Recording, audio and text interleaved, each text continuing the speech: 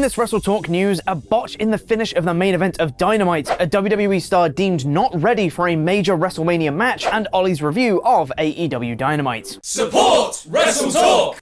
Last night's episode of AEW Dynamite was main evented with a trios match of House of Black versus the Elite versus Jericho Appreciation Society in Winnipeg. Those who were a tad more eagle-eyed than others and weren't distracted by the awesome wrestling in the ring might have noticed an odd sequence of events to end the match, with Daniel Garcia being the one to take the Dante's Inferno from Brody King, allowing House of Black to retain. There were some confused as it looked like Garcia wasn't the legal man in the match at that point, but as it turns out, he was. There was just a lot of other stuff surrounding it to make you think that he wasn't, which were in fact mistakes. Here's a rundown. Garcia was the legal man. Chris Jericho tagged himself in on Sammy Guevara, who was not legal, so it shouldn't have counted. Jericho went for a pin, and the referee counted it, which he shouldn't have, as Jericho wasn't legal. Jericho left the ring, and Garcia re-entered with no tag, so he was still the legal man. So in the end, they got the right answer, but for the wrong reasons. It was a tad confusing. Did you pick up on this when you were watching? Let us know in the comments. It's 316 Day. What? Give me a hell yes. Stomping mud holes, etc. Would you look at that? We've got the perfect news story to mark the occasion, as a new report has shed light on Steve Austin's proposed match with Brock Lesnar at WrestleMania Hollywood. As was reported earlier this week, a Lesnar vs. Austin match was offered to Austin by WWE over the summer. However, the finances involved in said offer were reportedly not enough for Austin to take the bait. Now, however, a new report from Sports Illustrated's Justin Barrasso has suggested that the match was closer to being a reality than we first thought. Barrasso's report states that the rather abrupt conclusion to Lesnar's feud with Bobby Lashley was pushed forward from WrestleMania to the Elimination Chamber in order for Lesnar to prepare for a match with Austin in Hollywood instead. Unfortunately, as we now know, this match never came to fruition, and instead we got the equally appealing Lesnar vs. Omos. However, it seems the Austin match wasn't the only scrapped plan for Lesnar at WrestleMania 39. Perhaps the match we all had penciled in our Fantasy Mania cards was Lesnar versus one Intercontinental Champion, Gunther. And while WWE seemed to tease a confrontation between the two men at the Royal Rumble, sadly nothing has come to fruition. Now, the reason for this may have been revealed once again courtesy of Sports Illustrated's Barrasso, who claims that the prevailing belief internally in WWE is that Gunther needs another year before beating a star the caliber of Lesnar. The fact that Gunther beating a star the caliber of Lesnar would elevate him to that level of superstardom is apparently lost on them. But don't worry, I'm sure you've got great and meaningful plans for Omos. It was widely reported that Vince was backstage at last week's Raw in Boston to visit John Cena, but was also reported to be in gorilla position during the show, according to Dave Meltzer on Wrestling Observer Radio. While that may have been the case, according to, again, Justin Barrasso, Sports Illustrated, multiple WWE sources told him that Vince purposely stayed out of the way while in gorilla, not donning a headset or getting involved in Triple H's interactions with talent. It's also worth noting that Vince also stayed out of the way from this week's entire Raw, reportedly not attending the Rhode Island show at all. Hey, Ollie. Ollie, are you still frustrated about the three-letter acronyms that loads of other wrestling companies have, and you're trying to come up with your own one for our own company, but trying to take something that's not already been taken by something else that's really well known? No. Are you lying to me? Yes. Have you got any more ideas? What about Pete's Facts and Knowledge? Ollie, we literally have a channel called Parts Fun Known, that's PFK. Never Hurt Luke. NHL. Necromantic Biological Catastrophes. NBC. Unfiltered Solipsistic Assignments. USA. Also, that doesn't make sense. Oh, wait, shut up! I've got it. Vitriol. Partially nullified. Son of a bitch. Surfshark VPN is an online tool that keeps you safe wherever you browse by masking your important information, which means you can check sensitive stuff like your bank account even on public Wi-Fi. Surfshark keeps your location and download history private and encrypted, meaning you can send or receive files securely too, like my ongoing spreadsheet of three-letter acronyms for the company. But on top of that, Surfshark also allows you access to any of 3,200 servers in over 100 countries, allowing you to fool your phone, laptop, laptop or tablet into thinking you're in a different country, meaning you Americans can still get the old WWE network. I love you, superior search function! If you click the link in the description down below or visit surfshark.deals/WrestleTalk, you can get 83% off plus 3 months for free when you use the code WrestleTalk on checkout. That's surfshark.deals/WrestleTalk and use the promo code WrestleTalk for 83% off and 3 months for free.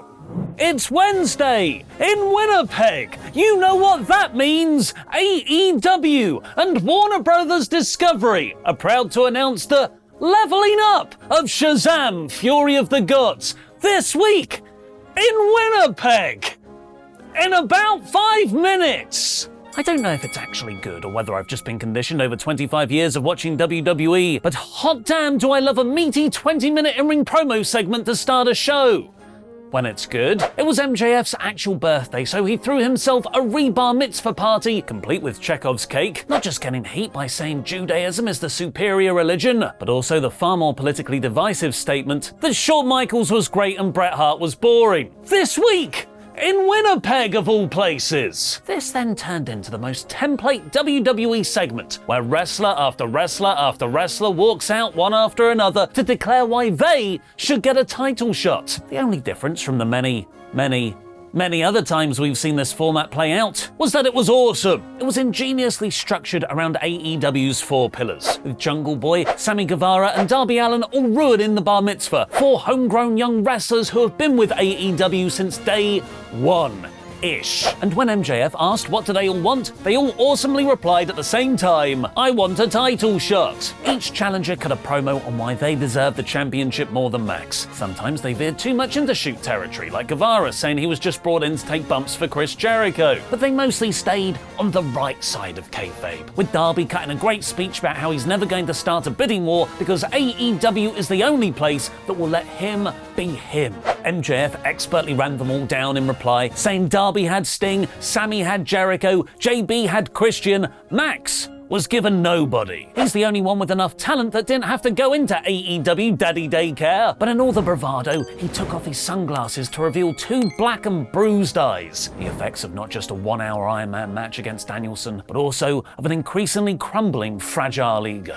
A brawl ensued, MJF went through a table of Chekhov's cake, and all was right with the world. A great opening segment that sets up a very exciting next world title program. The first match saw Blackpool Combat Club continue their heelish ways, taking out Hangman Page with a ring bell to isolate Evil Uno and a returning Stu Grayson. He's from around here, in Winnipeg! The final few minutes were terrifically dramatic, with Uno and Stu somehow getting believable near falls, but Mox choked Grayson out to win. More on that later. Jade Cargill has beaten everyone AEW has to offer, apart from Britt Baker, and Jamie Hayter, and Saraya, and Rio and Shida and Chris Statlander, Serena Deeb and Toni Storm. So she squashed local veteran Nicole Matthews in 2 moves to extend her winning streak to 54-0. And that was the big mystery Canadian wrestler reveal. It was a good one. Wait, just one more thing. Taya Valkyrie made her entrance, stared down Jade and then hit her Road to Valhalla, which is the same as Jade's Jaded, on Layla Gray. There's some finisher battle meat on the bone here, but I've struggled to get excited for anything TBS in about a year. Ricky Starks replied to Juice Robinson's earlier promo telling him to bring Bullet Club, potentially teasing a larger faction invasion. We got a QTV segment, a fun TMZ parody led by QT Marshall that revealed it was Aaron Solo who broke into Wardlow's car last week. The focus felt more on QT than Hobbs though, which I think is a huge mistake, because none of us were into QT as the manager of the TNT champion. We were into Powerhouse Hobbs as the TNT champion. Thanks for your support on Patreon, Shield Mason, the Zornice, and Will, the MS Warrior Stewart. You too can get your own shout out by going to patreon.com/WrestleTalk.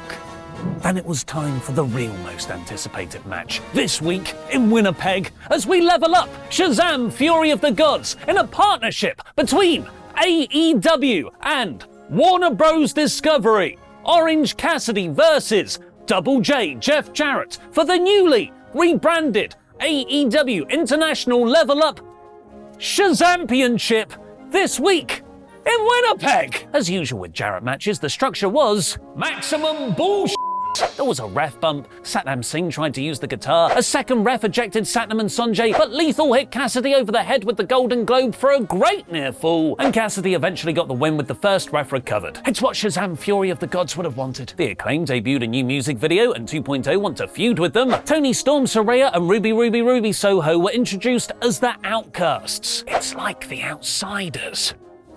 Wink. Well, they cut another really decent promo about how the fans mistreated them. Usually an overdone, inauthentic trope. But here, with Tony saying how she was only ever the inaugural champion and everyone just wanted Hayter to win, rang true. Hayter and Baker ran down for a denim brawl, got beaten up, so Riho, Willow Nightingale, and Sky Blue made the save. Which raises a big question. Where the hell is Sheena? The main event was a fantastic blend of in-ring awesomeness, long-term storytelling, and just plain old-fashioned, I love pro wrestling sweetness, as the trio match of the Elite versus JAS versus House of Black this week in Winnipeg had Kenny Omega, in Winnipeg Chris Jericho, in Winnipeg, and most importantly of all, Don Callis in Winnipeg. The match was brilliant from the first opening entrance note. The Winnipeg crowd popped so hard and genuinely for Omega and Jericho, with Jericho's dad spotted singing Judas in the crowd. Everyone in the ring, despite feuding, just looked in the best mood. Apart from the House of Black, they always looked scary. Even though there were 9 people in the match, it was neatly tied around the interactions of the 2 hometown boys, Omega and Jericho, tying into their storied New Japan rivalry, a match that arguably changed the wrestling industry, indirectly causing the creation of AEW. They teased out their first touch, they had a hockey fight, Jericho locked in the walls, but the best parts were when they worked together to take on Brody King, who was booked yet again to arguably steal the show. The House of Black ended up retaining in a really special match. But wait!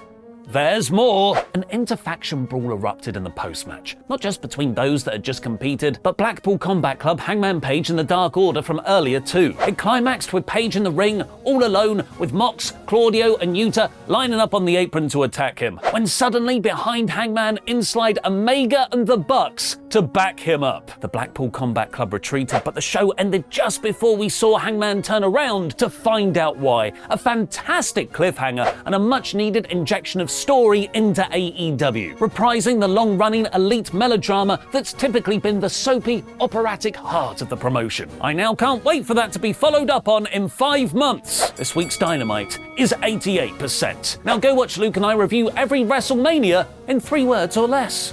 One match show.